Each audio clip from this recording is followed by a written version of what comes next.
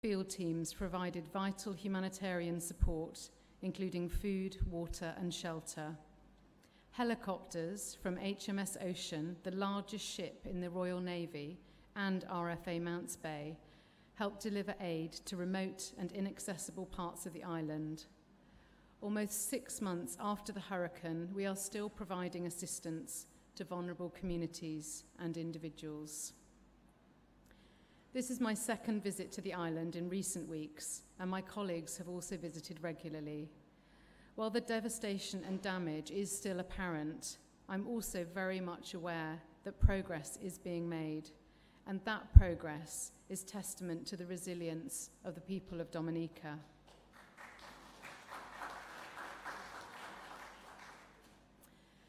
When we talk to our colleagues in London and try to explain the hurricane threat in the Caribbean, we often use Dominica's recent history as an example. As well as the human tragedy, these events cause major development challenges. In 2015, Tropical Storm Erica caused damage equivalent to around 90% of Dominica's annual GDP. And only 2 years later, with Hurricane Maria, we have seen that figure rise to over 200%. No country, large or small, can be expected to endure these kinds of economic losses. And that is why, with the frequency and intensity of hurricanes only likely to increase, Dominica has recognized it must build back better and develop infrastructure, insurance, and other support systems that have a much stronger chance of surviving future storms and disasters. That is also why we commend the vision and aspiration of Prime Minister Skerritt to see Dominica becoming the first climate-resilient country in the world. And we are ready to back this vision with funding. Over the next few years, the UK will provide over £65 million in assistance to support Dominica to do just that.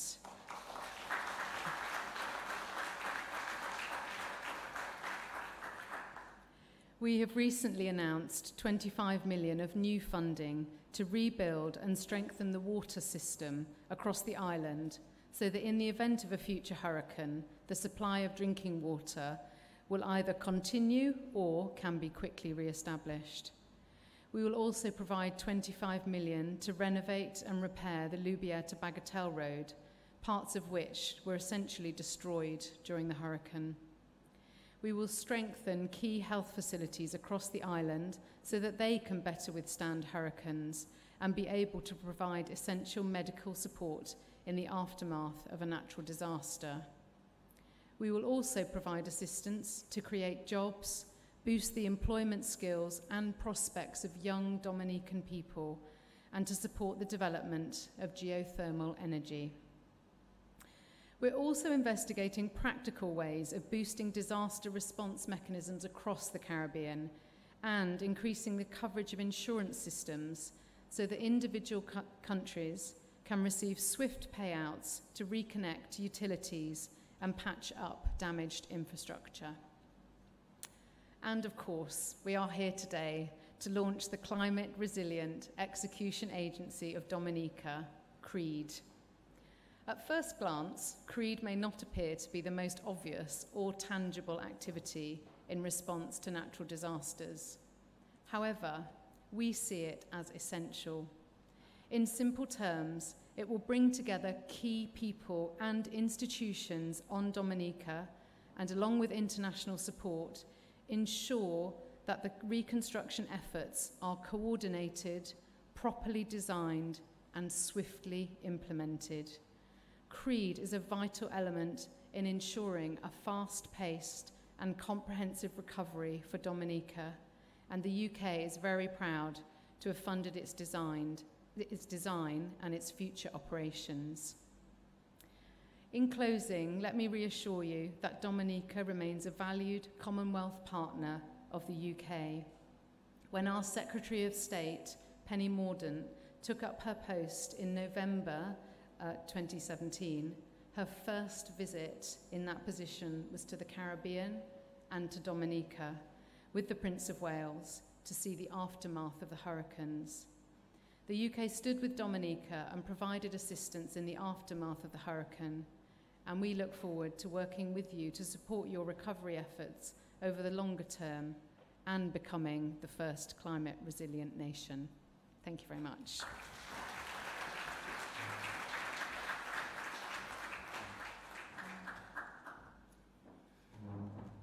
Thank you, Colleen. Let me take the opportunity to recognize Mr. Stephen O'Malley of the UNDP.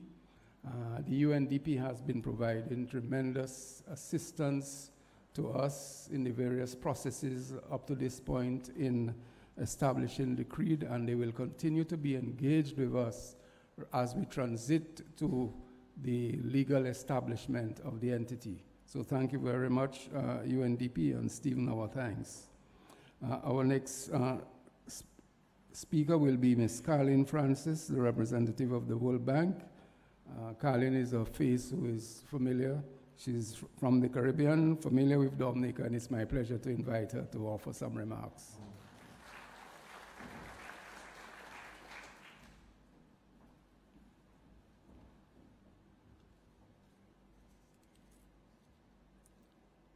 Honorable Roosevelt Skerrit, Prime Minister and Minister for Finance of the Commonwealth of Dominica, Honorable Francine Barron, Minister for Foreign Affairs and CARICOM Affairs, Chairperson of CREAD Transition Committee, other honorable members of Cabinet, Excellencies, members of the Diplomatic Corps, honorable members of the House of Assembly, Your Excellency Steve Farrell, Ambassador, Secretary to the Cabinet, Your Excellency Edward Lambert, Ambassador, Principal Advisor to the Prime Minister and Chair of this ceremony, distinguished members of the head table, Mrs. Rosamond Edwards, Financial Secretary, other permanent secretaries, Professor Avinash Persad, Special Economic Advisor to the Prime Minister, and other panelists, representatives of donor agencies, distinguished guests, members of the media, ladies and gentlemen. It is with distinct privilege that I bring remarks on behalf of the World Bank at this, the launch of CREAD. The World Bank Group has been in the Caribbean since 1963 to end extreme poverty and boost shared prosperity by providing resources, sharing knowledge, building capacity, and forging partnerships in the public and private sectors. The bank has been and continues to be a friend and partner of the government of Dominica for many years. When Hurricane Maria passed, we prayed, as a friend does, we prayed continuously for the people of Dominica, and we stood by ready to assist. And immediately after the hurricane, the bank had a high-level delegation that arrived, and the team was one of the first to arrive in Dominica, and later our regional VP and director visited many communities and met with the Honorable Prime Minister to express our support and also to start planning assistance for the recovery efforts. I wish to convey to this gathering the World Bank's highest level of commitment to assist the government and the people of Dominica to rebuild Dominica as the first climate resilient nation. This is consistent with the bank's strategic focus on resilience, which is documented in our regional partnership strategy for Dominica and the OECS islands. The World Bank rapidly responded to the government of Dominica's request to coordinate a post-disaster needs assessment in conjunction with the UN, the ECCB, the CDB, and the EU. The swift and well-coordinated response by the development partners is a best practice example, and we continue to do so today. We were very happy that the PDNA results were presented at the CARICOM UN High-Level Pledging Conference, which was held in November 2017 in New York, which mobilized support to rebuild and to assist the region to build resilience given its inherent vulnerabilities.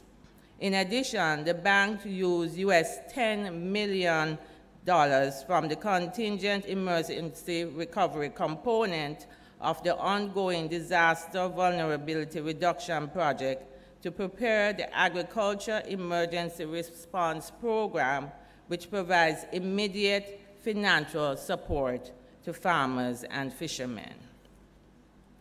The strong collaboration and coordination of Dominica's Ministry of Finance, led by F.S. Edwards, and the Prime Minister's Senior Economic Advisor, Professor Avinash, with the bank has facilitated the fast-track preparation of 3 emergency operations amounting to close to US $100 million of concessionary funds, of which $50 million will be grant funds.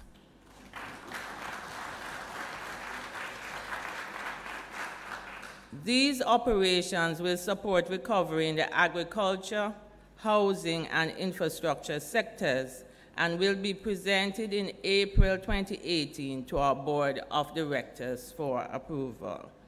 The bank is also working with the Dominica Geothermal Development Company to prepare a geothermal risk mitigation project. The project will support the development of a 7-megawatt geothermal power plant that will displace diesel generation and reduce electricity costs in the country and provide a cleaner energy mix. Geothermal energy is extremely resilient and consistent with the government strategy. We acknowledge a strong partnership with a number of donors, including DFID, the Government of New Zealand, Clean Technology Fund, Sid Docs Trust Fund, which have joined the efforts to co-finance the project valued at US $48 million, of which $17.2 million will be funded by the World Bank. The bank is working in strong collaboration with other development partners to reduce the burden and transaction costs on the country by moving more and more to partnerships. In this context, CREAD is a step in the right direction to coordinate all the projects, no matter the financier. Given the need for speedy recovery, the bank supports the establishment of CREAD. We believe that a more focused organization such as CREAD will be helpful to bring improved efficiency and financial transparency to project implementation. We hope that it will also embed essential climate resilience features, especially for large infrastructure projects. The World Bank congratulates the government on the launch of CREAD and looks forward to continued partnership and collaboration as we seek to improve the lives of the citizens of Dominica. Thank you.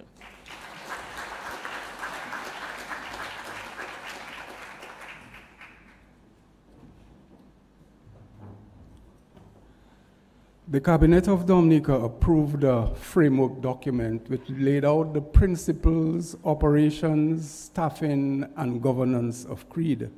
And in that document, it was agreed that CREAD would be established as an office within the Office of the Prime Minister, as an organization within the Office of the Prime Minister initially, as we move on to its full establishment as a statutory body. Assisting us in the preparation of the necessary legislation is the Government of Canada, and this afternoon, this government is represented by Benoit Pierre Laramie, the representative from the Canadian High Commission, and we invite Mr. Laramie to deliver his remarks.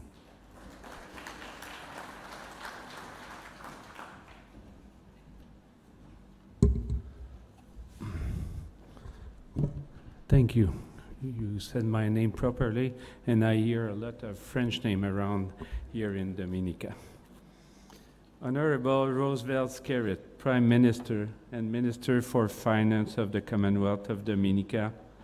Honorable Francine Baron, Minister for Foreign Affairs and CARICOM Affairs, Chairperson of the CREAD Transition Committee, other honorable members of Cabinet, Excellencies, members of the Diplomatic Corps, honorable members of the House of Assembly, Your Excellency Steve Farrell, Ambassador, Secretary to the Cabinet, Your Excellency Edward Lambert, Ambassador, Principal Advisor to the Prime Minister, Chair of this ceremony, distinguished members of the Ed Table, Mrs. Rosamond Edward, Financial Secretary, other permanent secretaries, Professor Avinash Perso, Special Economic Advisor to the Prime Ministers, and other panelists, representative of donor agencies, distinguished guests, members of the media, ladies and gentlemen.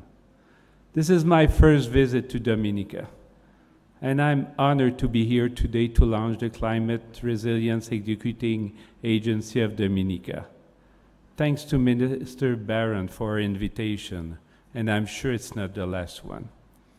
Our countries have strong people-to-people ties with more than 500,000 Canadians of Caribbean descent. We have also strong economic ties and a history of close cooperation on development, climate change, and regional security. It is with this relationship in mind, and on behalf of the Government of Canada and all Canadians, that I would like to express my deepest sympathy and solidarity for all the victims of the hurricanes that devastated Dominica and the region this past September. As we heard, climate change is a collective problem seeking collective solution and partnership. The Paris Agreement was a turning point for our planet. By working together to take actions to align climate, energy, and financial policies, the world can come together to protect human health and help level the playing field for businesses, households, and workers in developed and developing countries. Canada is strongly committed to doing its part to ensure this global partnership to protect the planet. And our Prime Minister announced that it will contribute an historic $2.65 billion to help developing tackle change through a variety of channels and instruments, such as helping developing countries adapt to climate change, deploying renewable energy technology, and managing risk related to severe weather events. I don't want to leave behind the important topic of adaptation and resilience, topics that are top priorities for the Government of Canada. The Caribbean Basin is one of the most climate vulnerable regions in the world, subject to serious climate risks such as cyclonic wind, storm surge, flooding, sea level rise, and shifting drought that threaten water security. The hurricanes last season reminded the world once again that small island states are on the front line of the impact of climate change and the threats to development and long-term economic growth and sustainability are real. As an international community, we are called upon to act now because we know that every one of us will be affected. In the Caribbean, Canada's support has long included a focus on disaster risk management and improving resilience to natural disaster. In November, at the CARICOM UN High-Level Pledging Conference in New York, Canada pledged $100 million to support reconstruction and climate resilience efforts in the Caribbean region over the next 5 years. While disaster risk management and climate change resilience will be done through regional initiative, the reconstruction will mostly focus on Dominica. Prior to this pledging conference, Canada had provided more than $2 million to humanitarian organizations for emergency relief, and as a major contributor to the CDB, Canadian funded also supported the CDB's emergency relief effort in the affected countries and territory. In Dominica, for instance, of all the partnership that we have developed, Canada is working with Pichilin to look at how to protect the community center there from further damage. Canada provided over $160,000 to West Caribbean to help farmers get back to their fields, planting potatoes as quick-bearing crop for the domestic market, and provided $150,000 to Caribbean Disaster Emergency Management Agency to help with roofing in the Kalinago area. Today, I'm very proud, as it was mentioned, to say that through a Canada-funded project called Impact Justice, we are supporting the government of Dominica with the drafting of the legislation that will establish the CREAD. But to close, I think that you would have expected from a representative of Canada to talk about this specific topic that is so close to our heart. On this 9th of March, one day after the International Women's Day, and it should be like this every day, I want to close on a topic, yes, that is of particularly importance: gender and climate change. Professor Perso indicated a number of issues to be addressed: inclusiveness, data, climate-smart agriculture, ocean. But I would like to add that gender equality and women empowerment are a preamble to all these issues.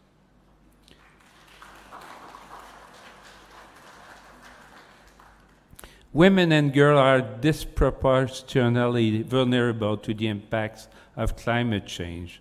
Women in general have fewer material resources and income earning opportunities, more child rearing duties, and they are less likely to survive natural disaster than men. Just as women may disproportionately suffer the effect of climate change, they will also be part of the solution. After all, they represent 50% of the population. Canada Feminist International Assistance Policy recognizes that women and girls can be powerful agents of change, and their involvement is critical to building resilient communities. When women and girls are included, it improves the overall development outcomes. These efforts also prepare women to lead post-crisis recovery and reconstruction. And here in this room, we have a powerful example of leadership with the role played by the Minister of Foreign Affairs, which we must applaud. And we must make sure that the CREAD includes this 50% of the population that are the women. I will repeat it many times. So in closing, as neighbor and a long-standing friend of Dominica and the Caribbean, Canada is committed to helping to rebuild better and stronger for the future.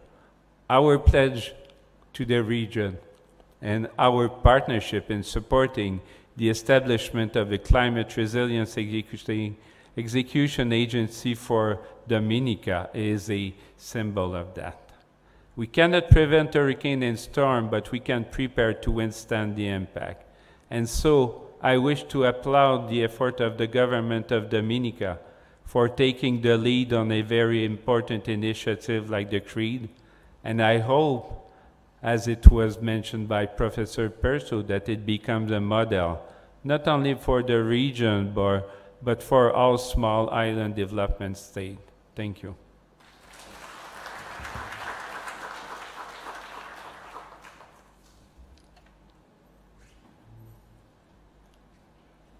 The UNDP has been here with us through relief and now into recovery since Maria, and they will continue to play a role as we roll out the CREAD. And it is my pleasure to invite Stephen O'Malley, the UNDP representative, to deliver some remarks.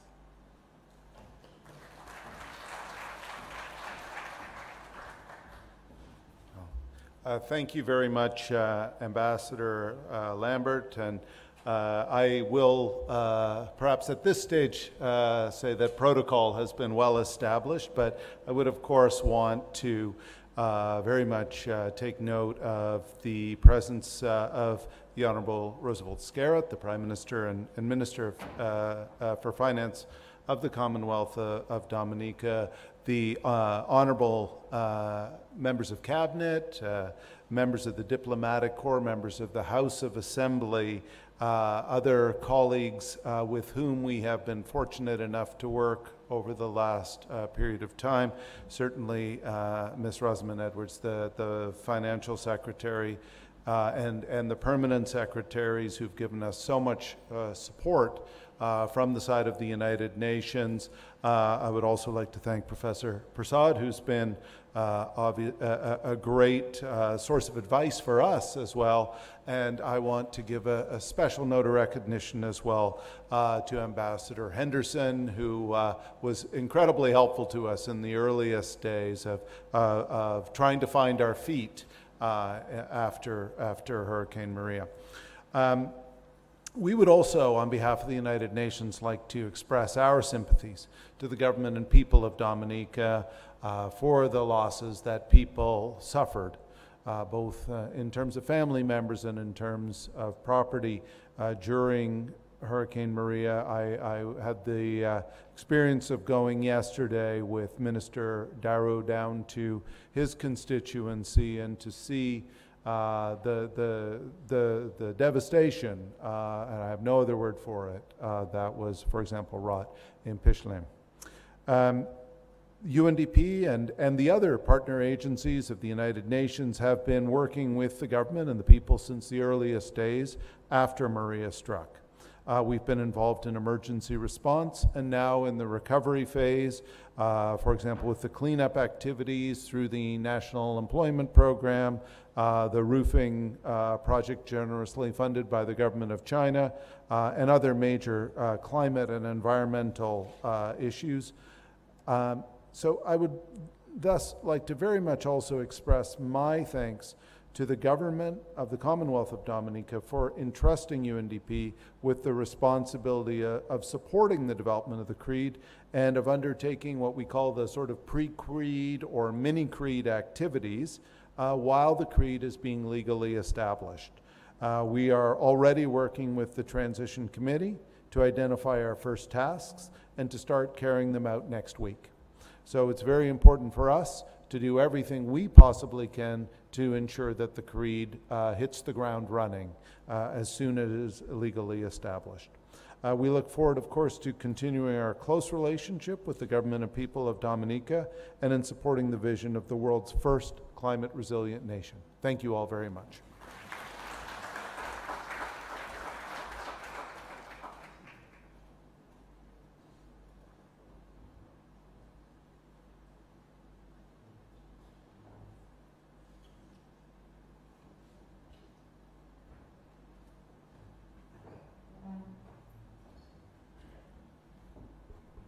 The agreement will now be signed by our participating donors.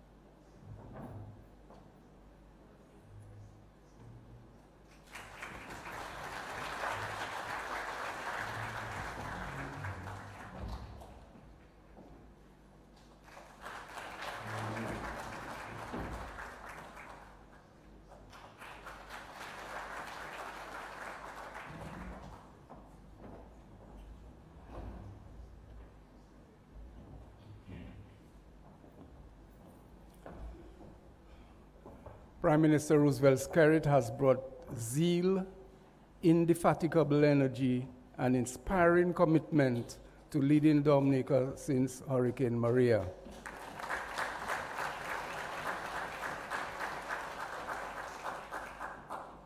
The gentleman just won't take a rest. And it is my pleasure now to invite him to address us.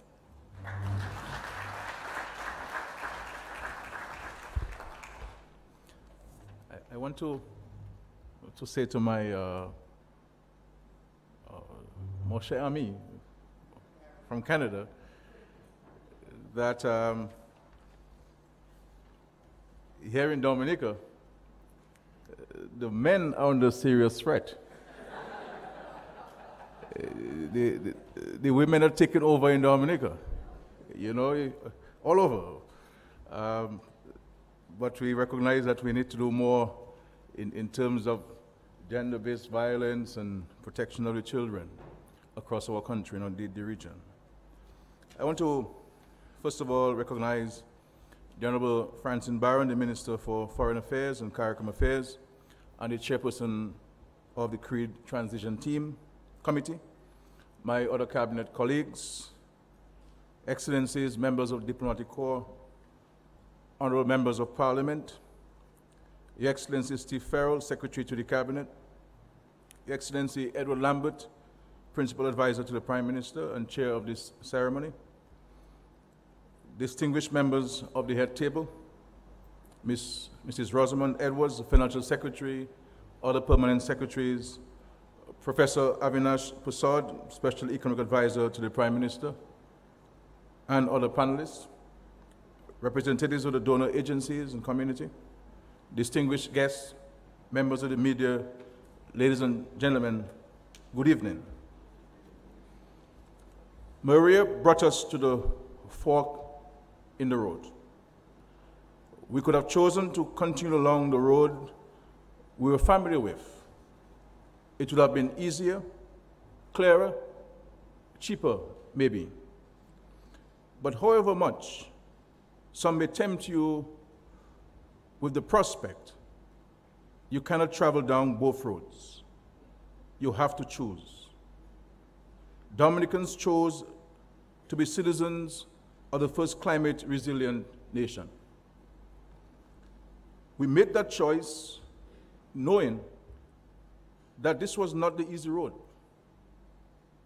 In an age when so many demand quick fixes and flashy gimmicks, this is an uncompromising choice of the people of Dominica. Talk of climate resilience is cheap and easy. The work, less so. We have to shun putting up structures that will collapse again. But that means taking longer to do what needs to be done. It means doing less with more money, which is why, despite the urgency of climate change, the reality is that this is still largely an untrodden path. It remains the undiscovered country. But we are serious at finding it. And we call upon you to join us in our quest, because we know that we will need new maps and new compasses. And we know we will need a fully integrated plan cutting across all of government, economy, and society, which is one of the reasons why we need the Climate Resilience Execution Agency of Dominica, CREAD, a new agency whose remit lies across traditional silos. We also know that we must think big and small, fast and slow. We must break down our journey into manageable stages, into a well-coordinated, carefully sequenced set of projects, annual plans, and realistic 6-month targets. And that is another reason why we need CREAD. And we're aware that time is not on our side. Sea levels continue to rise. Temperatures are mounting, and another hurricane season beckons. As long as there are Dominicans who remain at risk from a climate disaster, our task is unfinished and progress must be faster. Good execution and prompt execution is as important as wise strategy. We need a climate war room, an unforgiving focus, a relentless sense of urgency. We need a tight working relationship with our developing partners, united in common resolve to deliver quickly. And that is another reason why we need a dedicated team at CREAD. So, ladies and gentlemen, I hope today's discussions show that we understand the seriousness of our endeavors, that we have already embarked upon the journey, and that we know our success depends on good strategy, good execution, and above all, constant learning and listening. Today, we signed the establishment of CREAD and the start of the transition from inception to a fully fledged statutory body within 3 months.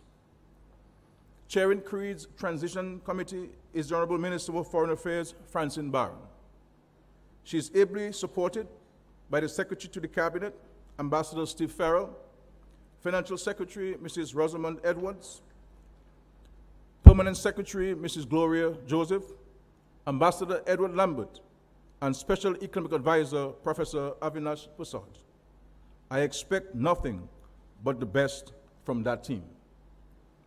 Today, we show our commitment to moving as fast as we can while trying to get it right, to get the legislation right, to get the governance right, the plans right, and the leadership right. These are the essential tasks of the transition. Today, we move. Later this evening, Professor Prasad, the principal architect of CREAD, will meet with a team of senior public officials and external experts to start looking for that leadership team. We're looking for the best from our region and beyond. Ladies and gentlemen, friends, we thank you for coming today. We know that rooms and flights are hard to secure at this time, but we could not mark this important milestone along our journey without you. We are honored by your presence. You have stood by us, and that will never be forgotten. You have made friends for life here in Dominica. Our choice may be tough, but it has been made a little more bearable, a little less lonely by each one of you. And I want to pause here and to say to you, especially Dominican public, that we must demonstrate our gratitude to the citizens of all of these countries who have stood with us in this very difficult time.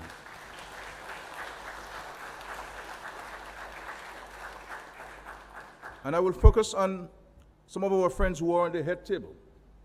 The government of the United Kingdom has been exceptional, and I dare say exceptional, with its support to Dominica in this very difficult time. And this support has received the fullest backing of the Prime Minister and the government, and indeed the entire Parliament of the United Kingdom. So we really want to express our profound gratitude to the government and people of the United Kingdom.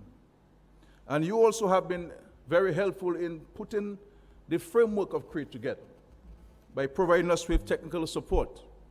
That has been so helpful so far. The government of Canada. I spoke to the Prime Minister of Canada days after the hurricane, expressing his solidarity to the government and people of Dominica. And Canada has continued to demonstrate its long friendship with Dominica, especially at very trying times. And we express publicly again our profound gratitude to the government and people of the great nation of Canada.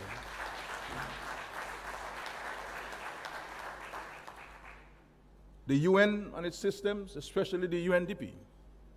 The UNDP now is a household name in Dominica.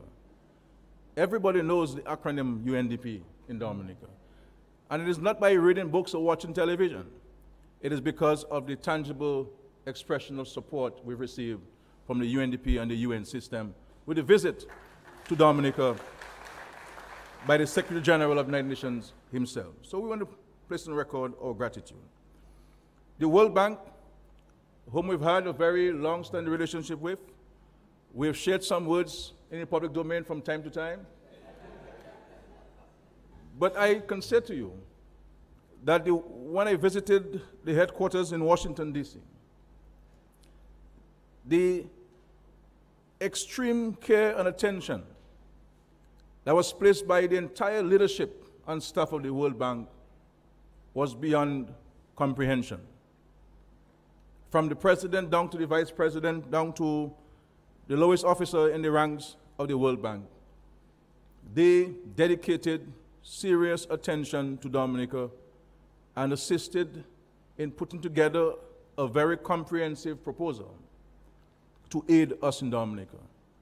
And we're very touched by this level of care and solidarity from everyone in the World Bank. And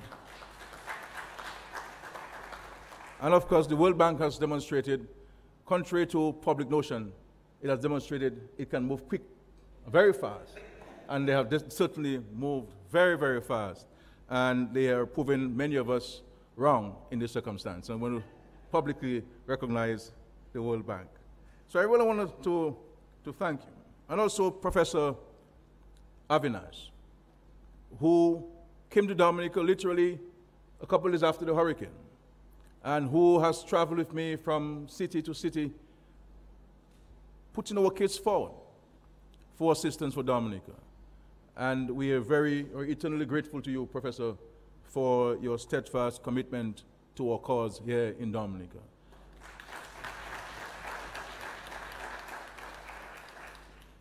All of these governments and institutions who are on the head table here today have gone beyond the call of duty to assist us.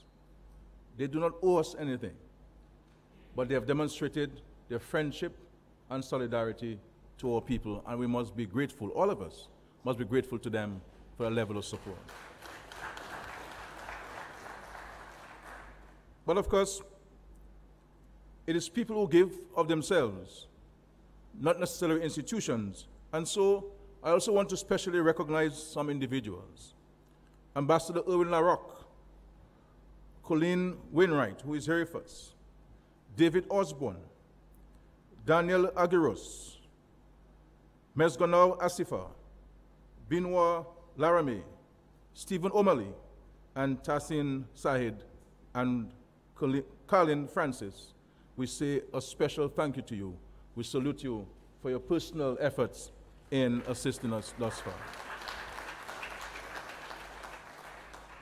So my dear friends, brothers and sisters, humanity's finest moments are often born from deep tragedies.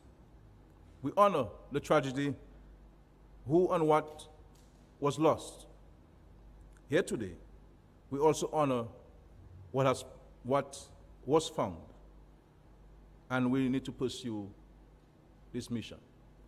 I say to you, our partners, and I also reiterate to the citizens and residents of this country, that we do not have any other choice but to pursue that vision and that mission. Climate change is real, and we have to take all of the necessary human actions to first mitigate against it, but also to be more resilient in the event that we're visited by another such tragedy. And we must commit ourselves to this ideal to ensure that we have a safer Dominica, and I dare say a safer region for the succeeding generations. We're doing this for our children and grandchildren, and we owe it to them as the current generations. As the Prime Minister of Dominica, I give and I reiterate my firmest solidarity and commitment to this cause, because I believe it is the only and right path to pursue at this time. May God bless our country. Thank you very much.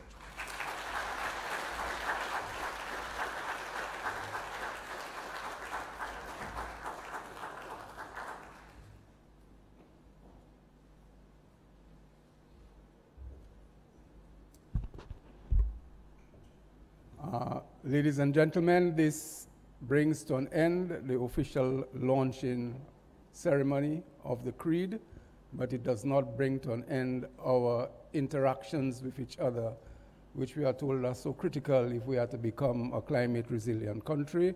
Therefore, I now invite you to partake of some thoracic lubrication as we move to the cocktail reception right at the back of the hall. Thank you very much. Thanks for coming.